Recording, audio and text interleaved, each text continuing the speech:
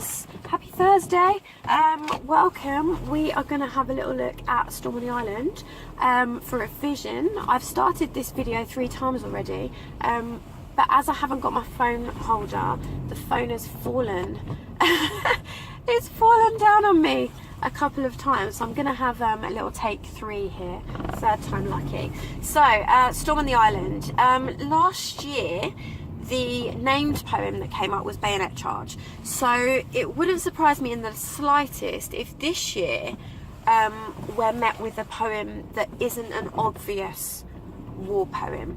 So what I mean by that is that Storm on the Island is just as likely to come up as any of the other poems, really, but it wouldn't surprise me if it's one that you will be required to think about, or indeed one that you can choose as your second option. So in terms of the opening of the poem, I think what we need to acknowledge first of all is that the title of the poem is Storm on the Island.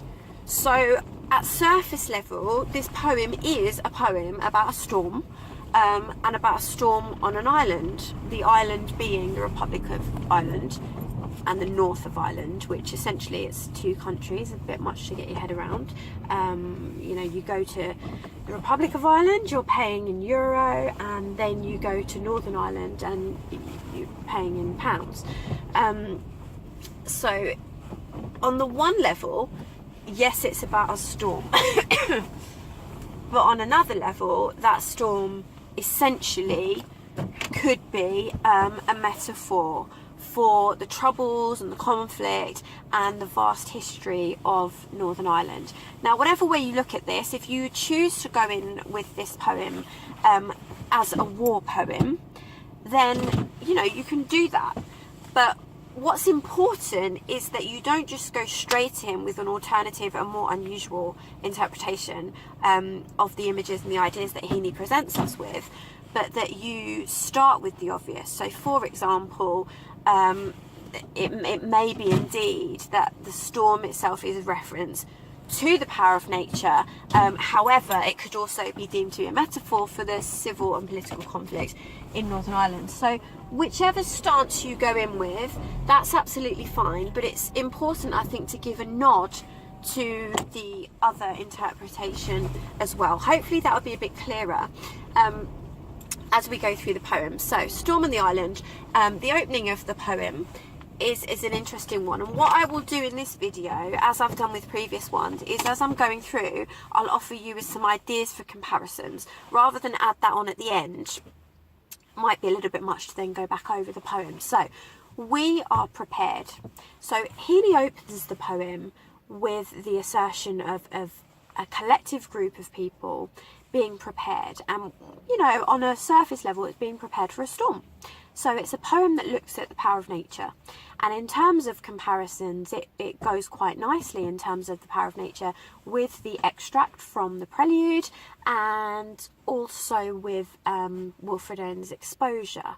Now, obviously, each of those poems deals with nature and nature's power in a slightly different way, and I'll go through Exposure. I've uploaded a video. I'll go through the extract from the prelude separately and offer you some comparative ideas along the way. So in a similar way to Exposure, Owen also opens Exposure with a collective pronoun of this idea of our brains ache.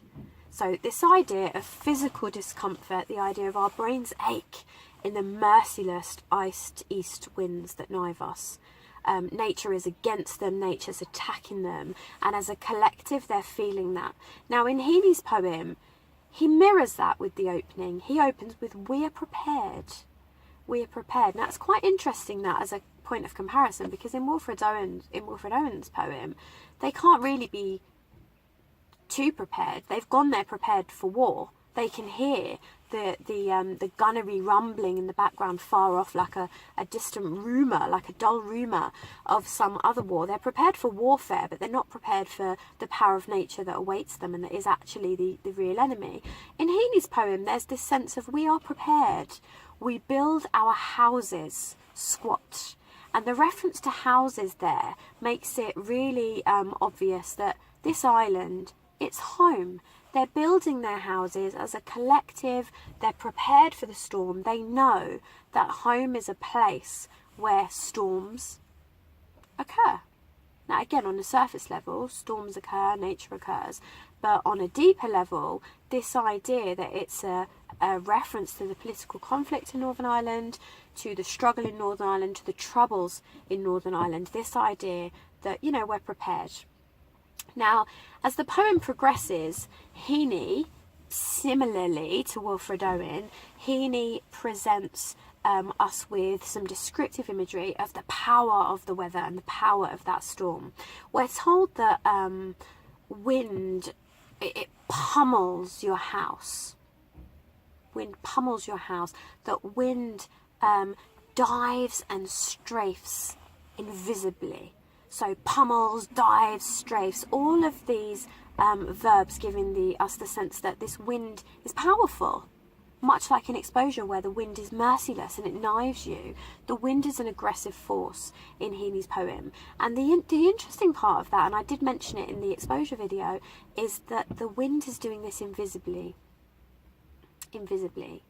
And I did talk about in my exposure video the idea of the pale snowflakes are moving with stealth. So invisibly as an adverb, and the reference to stealth by Owen gives us the sense that in both cases nature is sly, it's cunning, it will creep up on you, you won't see it coming, and ultimately that nature is the enemy. Now in both poems, interestingly, there's a political stance there. Wilfred Owen is challenging the propaganda of the time during World War I, this idea that it's glorious to fight for your country, and he's showing us the reality of war on the front line.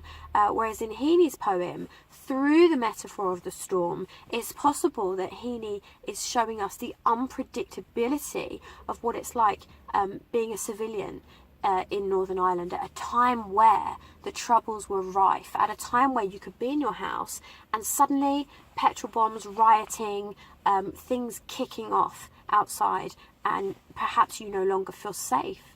This idea of it sprays the very windows. I mean, the reference to the windows there is that insinuation that you're inside.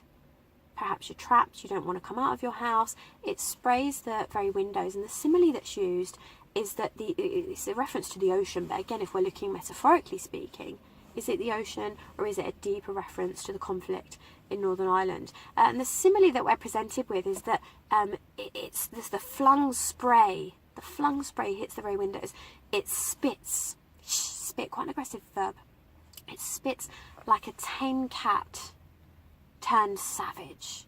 So not even that it spits like a savage cat, but like a tame cat turned savage. What a powerful simile there, this idea that the cat, if the cat again is a metaphor for the area of Northern Ireland, it's this idea that, okay, it's tame, normally it's calm, but it's volatile in nature, and that savageness can kick off at any time and can leave us feeling victimised, terrorised and really uncomfortable. And again, we can link back to the opening of we are prepared. Maybe it's a little bit too deep, but the reference to we could be a statement of unity there, that actually Catholic, Protestant, British, Irish, we are in this together, and we are experiencing this unrest together. Now, one thing to draw attention to also is this idea that if you look, I uploaded a video the other day on Simon Armitage's Remains. I wouldn't necessarily choose this poem to compare with Remains, but a point that I did make in that video that I'll make here also is the use by the poet of casual language. So you'll notice that as Heaney talks about this, there are phrases in there that give a very casual tone. One example of this is where Heaney says or writes more specifically, you know what I mean. It's a very simple phrase, that you know what I mean. It's quite a colloquial, laid back, casual phrase, but the casual language could be argued to be a reflection of this casual attitude to conflict and this casual attitude to war, this idea of, you know what I mean. It's just everyday life for them, this idea that the tameness of life can turn, and the volatility, and of living on an island. And of course, as the poem progresses, there's quite a few juxtaposing images in there. Space is a salvo. Space is essentially everywhere. Space is the air. We are bombarded by the empty air. Bombarded, empty. Perhaps reflecting the duality of what it's like to live in Northern Ireland, what it's like to be a civilian here at a time where things are so politically volatile that actually the emptiness 1 minute can be a bombardment the next minute. And the ending of the poem, because I do say that, look at the beginning, look at the ending, the idea that, you know, strange, it's a huge nothing, another oxymoron there, a huge nothing that we fear. So we open with this idea of preparation, where given strong imagery about the power of nature, which again could then be a deeper metaphor for the power of the political conflict and what it's like living at a time. I'll put some links in the description to maybe a couple of documentaries that you can look at to refresh, if you want to, your knowledge of the conflict in Northern Ireland. But we end on this note of fear, this idea that even though, it's a bit ironic really, that even though we know that this is nothing, even though arguably identity, political identity, am I British, am I Irish, am I Protestant, am I Catholic, ultimately perhaps that's nothing in the scheme of things. A bit like when we talked about tissue, that unity between people, the sun not discriminating. We can talk about this idea that we're all human, we are prepared, we're all in this together.